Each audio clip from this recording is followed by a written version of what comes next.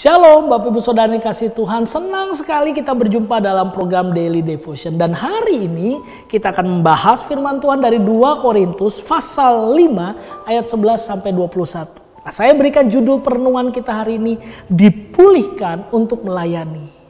Saudara, kita lihat ayat 15 saudara, mari kita baca ayat 15. Dan Kristus telah mati untuk semua orang, supaya mereka yang hidup tidak lagi hidup untuk dirinya sendiri, tetapi untuk Dia yang telah mati dan telah dibangkitkan untuk mereka. Inilah yang saya maksudkan dengan dipulihkan. Jadi siapa yang memulihkan kehidupan saudara dan saya? Yaitu Kristus.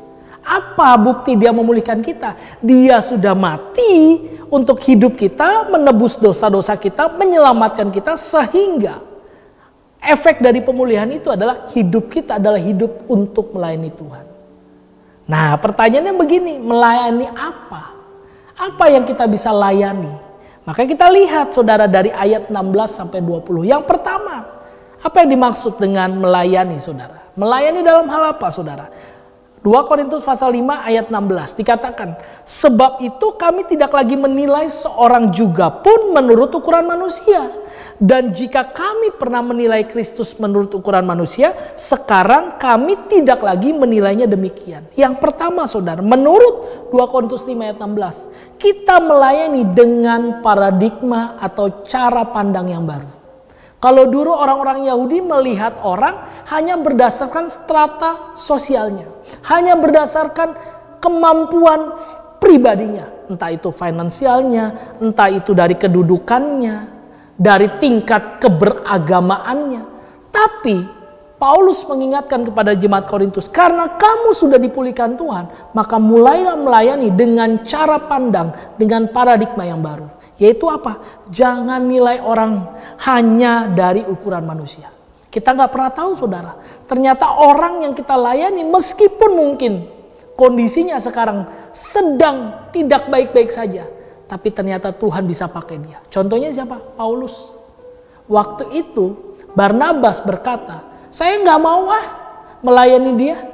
Tapi ternyata Tuhan izinkan Rasul Paulus menjadi rasul yang besar yang dipakai Tuhan untuk melayani banyak orang. Begitu juga dengan sebaliknya.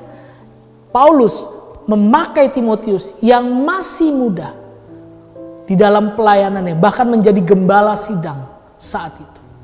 Jadi yang pertama, melayanilah dengan cara pandang yang baru. Tapi yang kedua, di dalam 2 Korintus 5 ayat 17. Jadi siapa yang ada di dalam Kristus, ia adalah ciptaan baru, yang lama sudah berlalu, sesungguhnya yang baru sudah datang. Yang kedua, melayani dengan perubahan hidup. Bukan cuma cara pandang yang baru, paradigma yang baru, tapi hidup kita juga berubah. Jangan sampai sudah dipulihkan kondisi rohaninya, tapi kondisi jasmaninya kita masih melakukan dosa. Itulah yang Paulus katakan, siapa yang di dalam Kristus, ia adalah ciptaan yang baru. Yang lama sudah berlalu, yang baru sudah datang.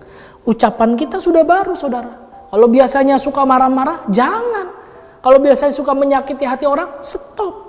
Udah gak bisa saudara. Sikap kita, tingkah laku kita, perbuatan kita harus mencerminkan kondisi yang sudah dipulihkan oleh Kristus. Jadi yang kedua tadi apa? Melayani dengan perubahan hidup. Biar orang bisa melihat pemulihan yang kau alami melalui perubahan hidupmu.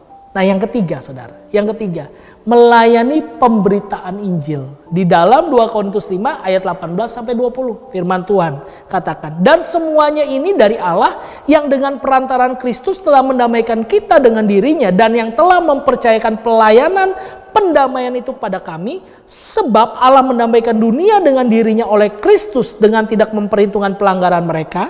Ia telah mempercayakan berita pendamaian itu pada kami. Ayat 20. Jadi kami ini adalah utusan-utusan Kristus, seakan-akan Allah menasihati kamu dengan perantaran kami dalam nama Kristus. Kami meminta kepadamu, berilah dirimu didamaikan dengan Allah. Yang ketiga, kita melayani pemberitaan Injil. Melayani sudah dengan paradigma yang baru, tidak pandang orang. Tapi yang kedua, melayani dengan perubahan hidup kita, sikap kita berubah, hidup kita jadi berkat. Yang ketiga, kita mulai memberitakan Injil. Sebab memang kata firman Tuhan, kita adalah utusan-utusan bagi Tuhan. Selamat melayani Tuhan, selamat hidup dalam pelayanan yang benar yang berkenan kepada Tuhan. sebab engkau sudah dipulihkan oleh Tuhan. Mari kita berdoa.